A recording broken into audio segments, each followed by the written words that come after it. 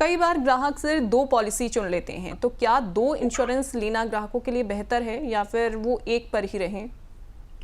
नहीं, health insurance दो policy लेना कोई लॉजिक नहीं बनता है। उससे बेटर है कि आप मेन पॉलिसी एक लो और प्लस एक सुपर टॉप अप पॉलिसी लो। हम्म। इस तरह से आप दो पॉलिसी को लेते हो तो ठीक है, लेकिन कैशलेस का ये जो इश्यू चल रहा है उसके तहत हम ऐसा सोचे कि मैं दो कंपनी की अलग अलग पॉलिसी लेके रखूंगा, वो प्रैक्टिकल सोल्यूशन नहीं है उसका, हम्म। क्योंकि वो बहुत खर्चा भी बढ़ जाएगा। बिल्कुल।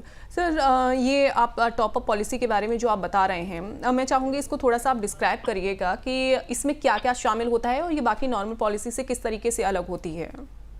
श्योर। तो टॉप अप पॉलिसी ऐसी होती है अंजलि जी कि जहाँ पे सपोज मेरा एक बेस पॉलिसी है जो मेन हेल्थ इंश्योरेंस पॉलिसी है जो 10 लाख की है। हम्म। उसका मैं सपोज मैं प्रीमियम भर रहा हूँ 25 या 30 हजार, डिपेंडिंग ऑन माई एज और कितने फैमिली मेंबर्स मैंने उसमें इंक्लूड किए हैं।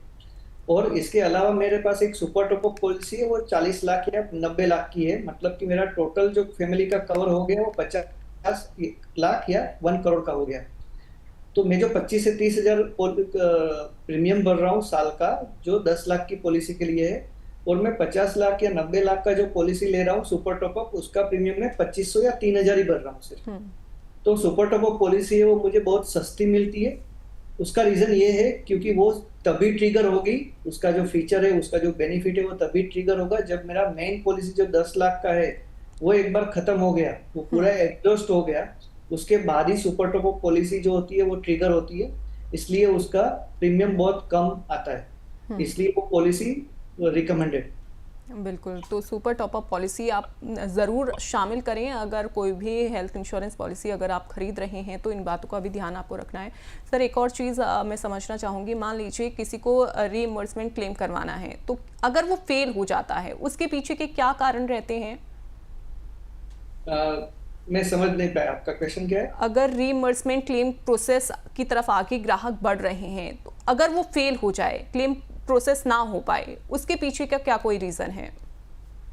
उसके रीजंस में ऐसा हो सकता है कि जैसे हमने पहले बात किया था कि हॉस्पिटल्स बहुत सारे अननेसेसरी टेस्ट अगर करवाती है, हम्म। या कोई अननेसेसरी कोई मेडिसिन या ओवर स्टे जनरली क्या करती है हॉस्पिटल, ऐसा भी हमने देखा है मेरे क्लाइंट के केस में, कि उसकी जो रिक्वायरमेंट थी वो 3 या 5 दिन का हॉस्पिटलाइजेशन रिक्वायर्ड था, लेकिन 10 या 12 दिन का हॉस्पिटलाइजेशन हो गया। हम्म। हॉस्पिटल ने इतना लंबा खींच लिया।